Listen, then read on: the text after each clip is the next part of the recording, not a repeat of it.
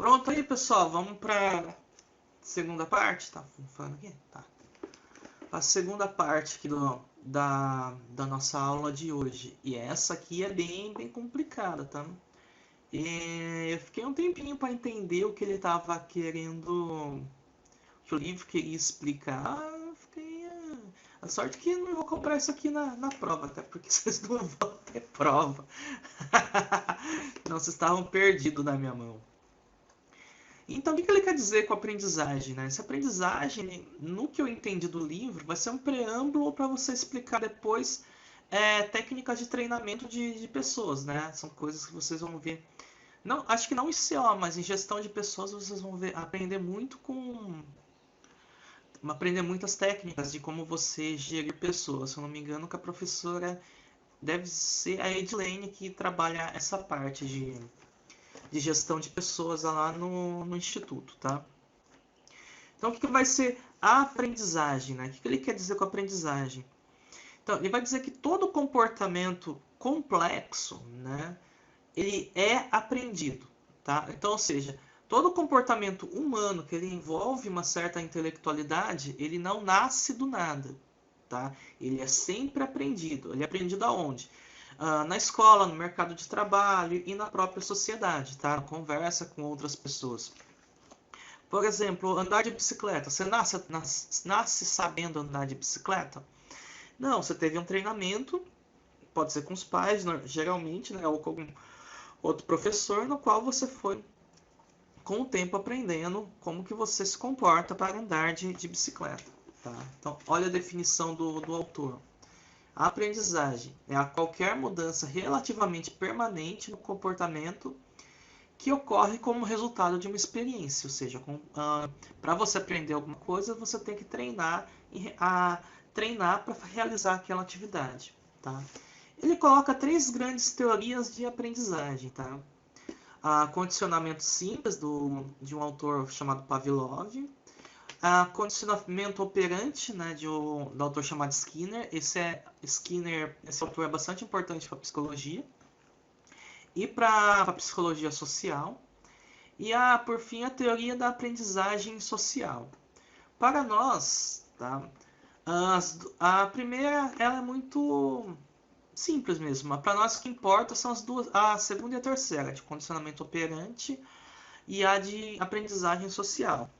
Tá? O que vem a dizer a teoria do condicionamento simples? Ela vai mostrar que ela vai dizer que os estímulos, né, que as pessoas precisam ter para aprender determinado tipo de atividade. Ele coloca, ele usa exemplo para entender isso, o cachorro, né? Quando você coloca algum tipo de alimento na frente do cachorro, tá? Então o cachorro ele vai ter um determinado tipo de comportamento, né? Ele vai balançar o rabinho, ele vai ficar contente, ele vai rosnar, e com isso você pode treinar o seu cachorro para agir da forma como que você deseja ou almeja que ele se comporte, tá? Então uma forma de você fazer uma pessoa aprender alguma coisa é estimulando as suas áreas sensoriais, tá? Então é isso que ele fala de uma forma bem simples. Então o comportamento, ele pensa que ele pode ser condicionado ou não condicionado, tá? Mais ou menos isso, tá? Não é? Essa parte é bem complicadinha, mas é isso. A ação, você estuda como é a reação da pessoa, do animal, e a partir disso você elabora técnicas para que ela comporte de determinado modo a partir do seu estímulo, tudo bem? O segundo item é o do condicionamento operante, que ele vai falar que o Skinner vai falar que o comportamento se dá em função das suas consequências, tá? Aqui você já pode relacionar mais com o mercado de trabalho. Por exemplo, ele cita o funcionário que ele tem um horário para chegar, mas ele chega sempre atrasado, né? Então, o que acontece com esse funcionário? Ele sofre uma repressão do seu posto de trabalho, tá? Ou no lugar que ele está trabalhando. E aí, o que acontece com isso, né? Ele molda o seu modo de agir para não ser punido em relação a esse tipo de comportamento, Tá? Por exemplo, um aluno que chega todo dia na segunda ou terceira aula ali no instituto. O que deveria ocorrer com ele? Ele tomar falta, né, e com o tempo se repetir, continuar repetindo a prática, até reprovar em razão dessas faltas. Tá? Então, o que as normas do instituto deveriam forçar o aluno? Que ele chegasse no horário. Tá? E a partir disso, você pode elaborar uma série de normas e regras sociais que servem para as pessoas se comportarem de forma adequada em público, tá? A partir dessa coisa de ação e reação também, tá? Mas aqui sempre com uma punição, tá? Enquanto no condicionamento clássico você não tinha essa punição, na teoria do Skinner, tá? Você tem essa punição como uma forma de você orientar o comportamento, tá?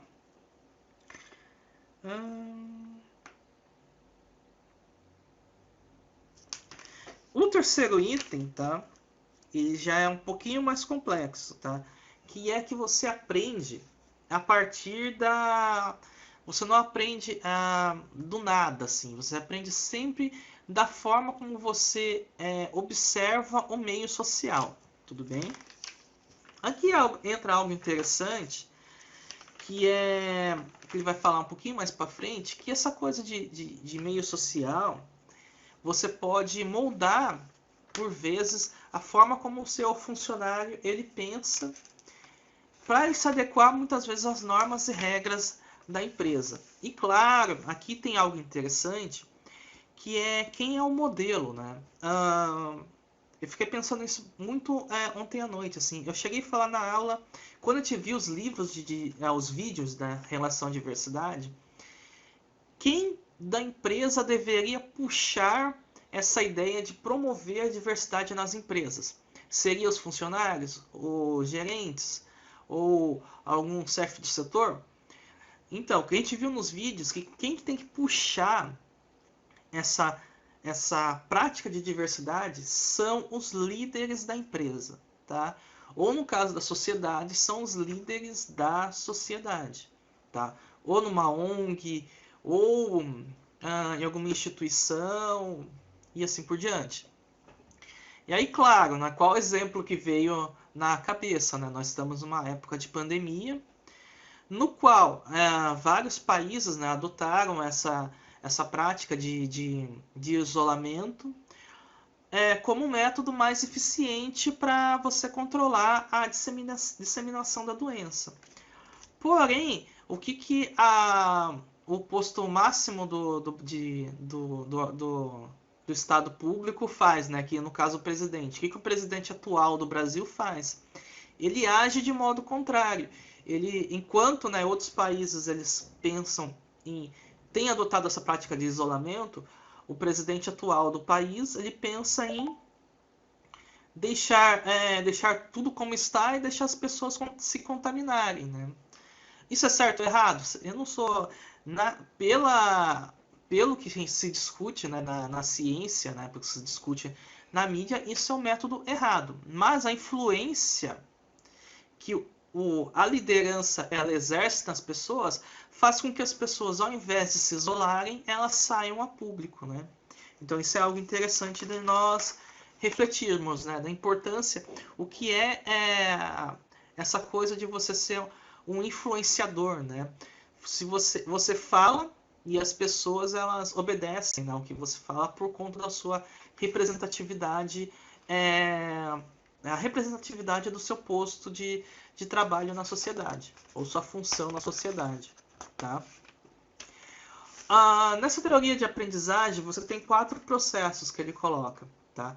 Processo de atenção, ou seja, a pessoa fala, você escuta ela, tá? Então, compareça ao departamento tal, tá? Então, você atrair a atenção das pessoas. A segunda parte é o processo de retenção, tá? Depois de uma pessoa falar, você absorve por vários dias, meses ou anos o que aquela pessoa falou, tá? Então, lembranças das ações, do modelo quando ele não está presente. Então, sei lá, digamos que teve uma vistoria da chefia no seu setor, tá? Mas daqui uma semana você está lembrando ainda daquela vistoria, porque a repressão que esse gestor fez, né, ou as críticas, ou mesmo elogios que aquele gestor fez ao seu setor foram muito pesadas, né? Ou foram muito boas, mas geralmente se aprende mais com erro, né? Ou foram muito pesadas, teve muita crítica, sei lá, em relação à organização do espaço. Aí você por várias semanas ficou pensando naquilo de forma quando a, o chefe, né, o seu chefe no caso, voltar, aquilo não ocorra novamente, tá? Então, processo de retenção. Terceiro, processo de reprodução motora, a capacidade de desempenhar atividade modelada. Ou seja, você aprendeu, entre aspas, a forma certa de você fazer, né? Sempre porque entre aspas, porque é o modo certo, você tem vários modos de fazer por vezes, né? O mesmo modo e sendo ele correto, né? Então você sempre procura, né, desempenhar a sua atividade de forma correta, tá? E os processos de reforço, que vai ser os treinamentos, tá? Então ele coloca lá, capacidade de se motiva a reproduzir o comportamento quando você tem... Tá erradinho ali, né? Você tem incentivos positivos ou recompensas são oferecidas, tá? Então, geralmente quando você tem um treinamento, ou então quando você tem uma metas na empresa, né? Sei lá, você tem uma meta de vender, sei lá, 10 mil reais em uma semana. E, sei lá, o vendedor consegue atingir essa meta, né? Ele se adequa a esse comportamento, a essa prática de produtividade na empresa, ele tem um incentivo, tá? Então, é uma forma de aprendizagem social e uma forma de aprendizagem do que a empresa espera para os seus funcionários, tudo bem? Depois o livro vai falar que essas três técnicas, né, ela serve de modelo para você modelar como que você quer que os funcionários atuem na sua empresa, tá? Então, olha lá, modelagem. Ele coloca que é uma ferramenta gerencial, tá? Visa adequar os funcionários aos padrões da empresa e aos objetivos da empresa, tá? Muitos de vocês ainda não trabalham ou fazem estágios, mas muito comum quando você entra na empresa que você passa por um treinamento para saber como funcionam as máquinas, como funcionam os equipamentos, como você deve, por exemplo, se comportar em relação ao atendimento ao cliente, tá? Então, toda essa forma de aprendizagem é uma forma de você se adequar à visão da empresa, à cultura da empresa, aos métodos operacionais dessa empresa, tá?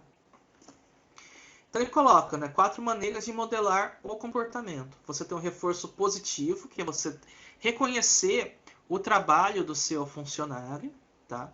Reforço negativo, que é evitar constrangimentos, no sentido...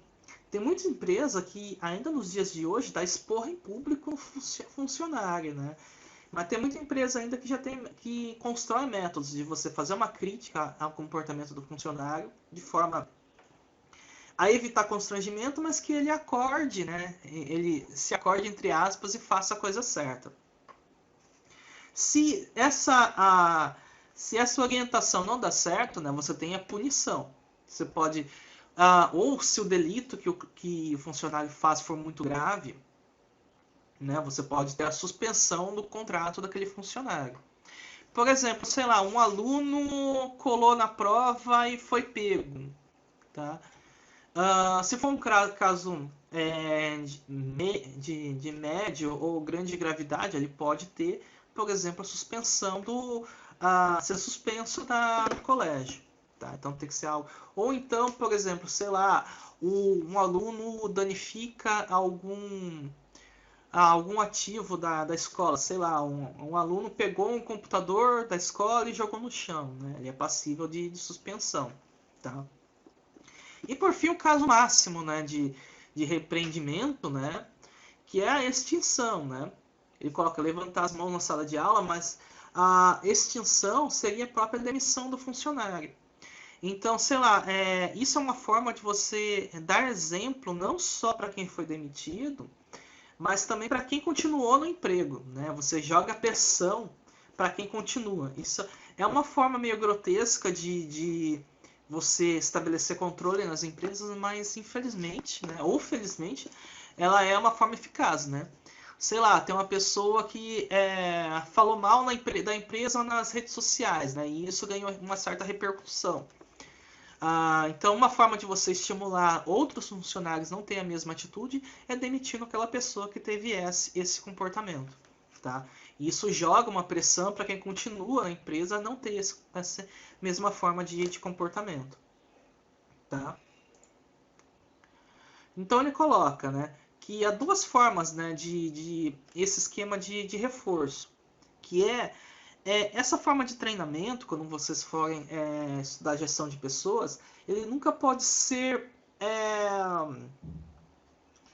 por exemplo, você faz ele tem que ser sempre contínuo e intermitente, ou seja, ele nunca pode ser algo que foi falado uma vez e depois nunca mais falado, tá? Então ele tem que sempre ser de alguma forma repetido. Então você fez um treinamento na sua empresa hoje, daqui a, sei lá, 3 meses você repete o mesmo treinamento. Ou então faz um treinamento para novas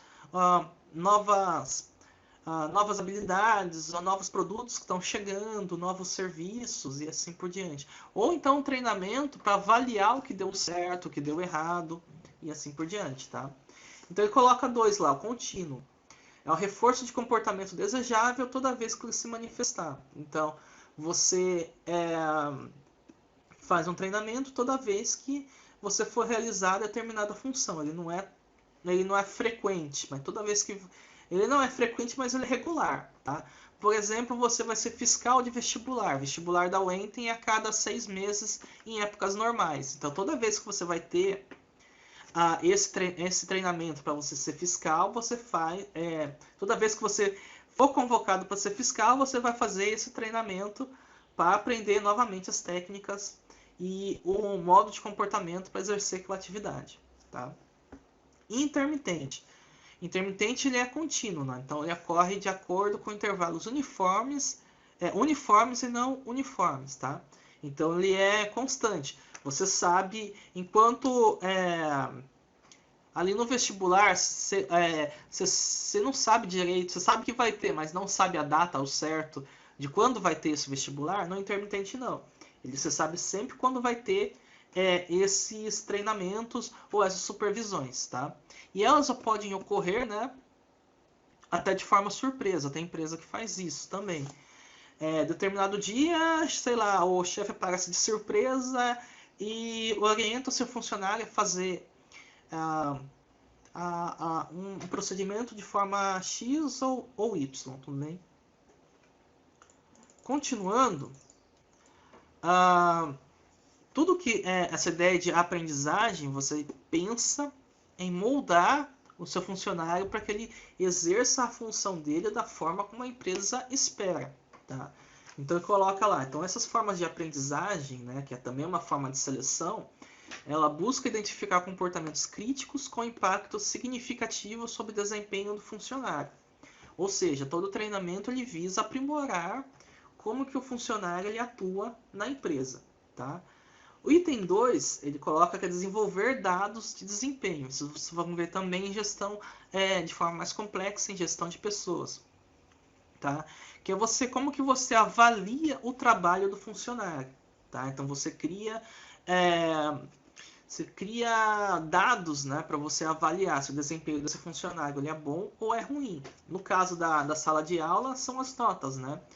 A média, né, é 6, mas um aluno mais produtivo ele vai tirar entre 8, 9 e 10, e um aluno menos produtivo ele vai tirar de 1, 2, 3, 4, 5. Então você, através das avaliações, consegue perceber qual que é o melhor aluno, qual que é o aluno que não leva a escola de modo tão a sério, tá? Mas também se pode analisar, né, análise funcional sobre as consequências do desempenho. Isso aqui é bastante interessante. Então, não é... Por exemplo, a gente sempre discute isso na sala dos professores, né? Se você tem uma sala que todo mundo tira 10, ao invés de você imaginar que todo mundo ali é inteligente ou que todo mundo ali compreendeu, pode ser o contrário, né? Pode ser que, sei lá, os alunos colaram, ou pode ser que as atividades estão muito fáceis, né? E assim por diante. E o contrário também. se uma sala, mais da metade da sala fica com vermelho, né? Vamos supor, 90% da sala fica com nota negativa. Pode ser que os alunos não tenham se esforçado na disciplina, né? Não tenham tido interesse, mas também pode ser que esse método de você lecionar ele não pode estar sendo eficaz. Tá? Então, é bastante interessante quando você aplica, né, uma forma de avaliação, uma forma de treinamento, você buscar avaliar e ter um feedback, né, se essa atividade for de fato produtiva. Tá? O item 4, então, estabelecer uma estratégia de que a intervenção para fortalecer o comportamento seja desejável e enfraquecer o indesejável. Então, você estabeleceu uma mediação, né? Avaliação do que você está fazendo e com o feedback você melhorar a sua forma de trabalho naquele posto que você está exercendo, tá? E por fim, né, você faz isso, né, para melhorar e buscar aprimorar o que você está realizando, tá? Por exemplo, sei lá, fiz um vestibular e faltou 5 pontos para entrar no curso de administração, tá? Então eu busco, né, através dessa avaliação e feedback, compreender o que deu certo, né, no meu método de estudo e o que deu errado. E o que deu errado você busca corrigir, tá? De forma que na próxima tentativa você consiga ser mais eficiente no que você está fazendo, tá? Então, modificação comportamental, né, é utilizada para o quê? Aumentar o desempenho dos funcionários, reduzindo erros, acidentes, atrasos e assim por diante. Então, para finalizar essa aula, né, o que a gente tem que entender de aprendizagem? Né? Você vai ter sempre o ponto e o contraponto. Tá? Ninguém nasce sabendo as coisas. Tá? Isso tem que ser algo bem claro. Mas também o modo de você passar para a pessoa como ela deve aprender determinada função, determinado comportamento, determinado código de conduta, ele também tem que ser eficaz. Então vamos lá. O ponto, né? Os seres humanos são folhas de papel, papel em branco que são escritas pelo meio ambiente. Em branco, corrijam aí. Ou seja, nós não nascemos sabendo. Nós aprendemos pelo quê? Através das instituições e através das nossas relações com a sociedade. Tá? E o contraponto, todo ser humano tem predisposições naturais para interagir em determinadas maneiras, em determinadas circunstâncias. Ou seja, embora todo mundo tenha capacidade de aprender, esse aprendizado ele tem que ser mediado. Ou seja, ele tem que ter foco em um certo objetivo. Tá? No caso da escola, vocês entram para a escola, mas para aprender teorias, conceitos e assim por diante. Mas são quaisquer teorias e quaisquer conceitos? Não, eles têm que ser e conhecimentos, não, eles têm que ser conhecimentos científicos e, entre aspas, né, conhecimentos que você depois vai utilizar no mercado de trabalho. Tá? É claro que essa discussão de que você aprende coisas para o mercado de trabalho ela é bem polêmica, mas aqui para nós a gente tem que pensar apenas isso, né? Ponto e contraponto, ponto. Todo mundo tem disposição para aprender, contraponto, esse conhecimento, né, essa forma de você ensinar as pessoas, eles têm que ser mediado. No caso, para nós, mediado para uma atuação eficiente e eficaz no mercado de trabalho. Certo, pessoal? Isso é um pouquinho mais complicado, tá? Então não deixem de ler o livro, tá? Acho que vocês devem ter sofrido nas questões. Aí na próxima aula a gente continua com o capítulo 3, tá? Então é isso, pessoal. Essa semana é isso. Próxima aula, capítulo 3, tá? Até a próxima.